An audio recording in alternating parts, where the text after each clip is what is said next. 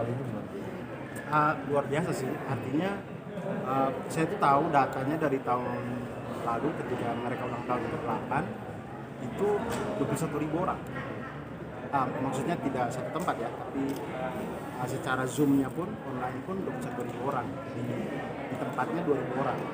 Sekarang karena mungkin pandemi dan kita masih dalam tahap untuk menyelesaikan pandemi negeri ini, jadi 400 orang kalau tidak salah hari ini. Dan online-nya kisarannya akan puluhan ribu juga. Artinya ketika saya mengetahui komunitas, ya maksudnya dikatakannya awalnya komunitas ini luar biasa dengan segitu banyaknya, kemudian bersatu padu dan ini luar biasa sih. Produk yang sering dikonsumsi apa? Saya itu sering beli susu etawa sama batu sauda. Cuman saya tidak tahu kalau itu Buat untuk apa? buat minum aja karena saya merasa enak bang. Yang pertama batu sauda itu kan kita minum banyak pun dia tidak overdosis karena dia jatuhnya kan herbal, banyak pun tidak masalah. Dan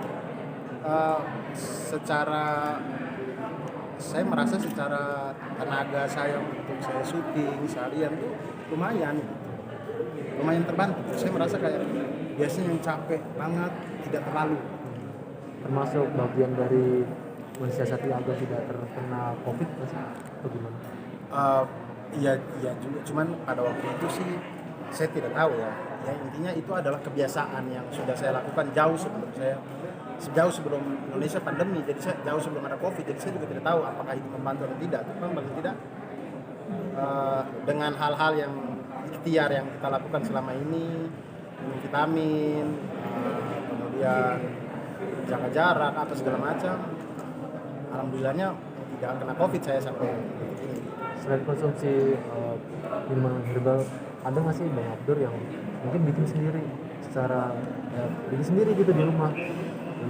Kalau yang bikin sendiri yang biasa aja bang, yang wedang jahe itu saya bikin sendiri, tidak pakai yang saset ya. Apa itu bikin sendiri, biasa wedang jahe, terus kunyit itu sih yang bikin sendiri ya. Bang, selain minuman herbal untuk imun, kesehatan, apa sih yang dilakuin Bang Abdur? Ya, stamina tetap terjaga gitu, sehat. Air putih bang, air putih.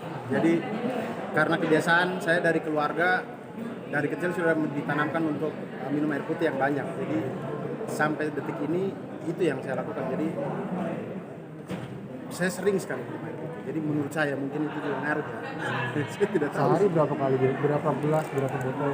Wah, saya itu punya galon kecil ya. Galon kecil sekitar 2,5 liter. Nah, itu 1,5. 1,5-nya itu. 1,5 galon kecil itu. Jadi 2,5 bagi 2, ya mungkin 3 liter lah ya. 3,5 liter ya. Terbukti ya, jarang sakit ya? Alhamdulillah. Ya sakit. Paling yang kalau musim pancaroba tiba-tiba batuk, demam gitu. Cuman tidak terlalu lama. Biasa 3 hari, 4 hari sudah. Bang, agak sedikit melenceng dari tema kesehatan. Kalau saya baca di Wikipedia itu Bang Abdur titelnya master juga ya, master. Bener ya? Iya. Master apa Bang?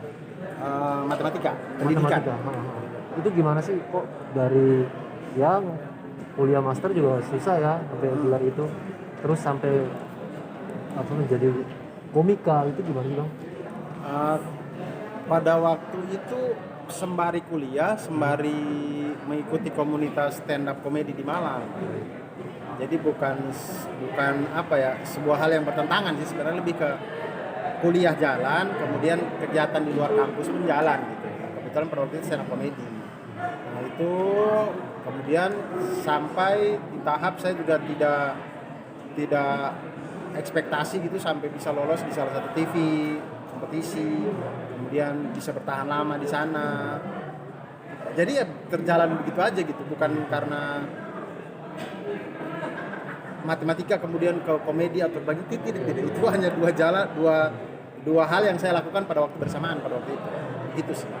Kenapa pertimbangannya ngambil S2 itu?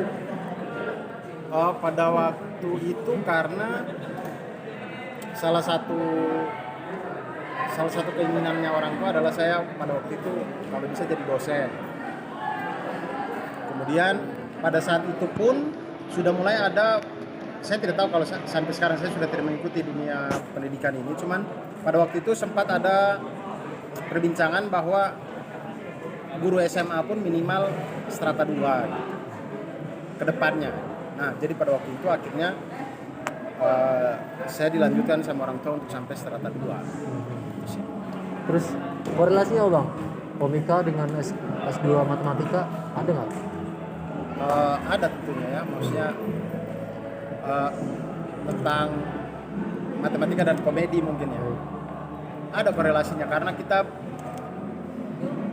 mungkin orang tidak sadar, tapi sebenarnya ketika kita menyusun bahan-bahan komedi itu sebenarnya kita berbicara tentang logika di situ, berpikir matematis dan segala macam. Karena komedian itu dia kalau tidak paham logika dia tidak mungkin sih dapat bikin materi yang lucu, karena setiap materinya itu pasti dia merusak, mematahkan logikanya orang pada umumnya. Ketika dia bisa mematahkan logika pada umumnya, dia pasti harus paham dulu nih logika dasarnya seperti apa. Jadi ada sih korelasi. Pemikiran runut, algoritma berpikir untuk membuat materi dan segala macam. Oke, terakhir Bang, mungkin setelah dapat gelar master akan S3 atau gimana? Pengen, cuman sulit karena S3 itu salah satu persyaratannya harus ada pengabdian.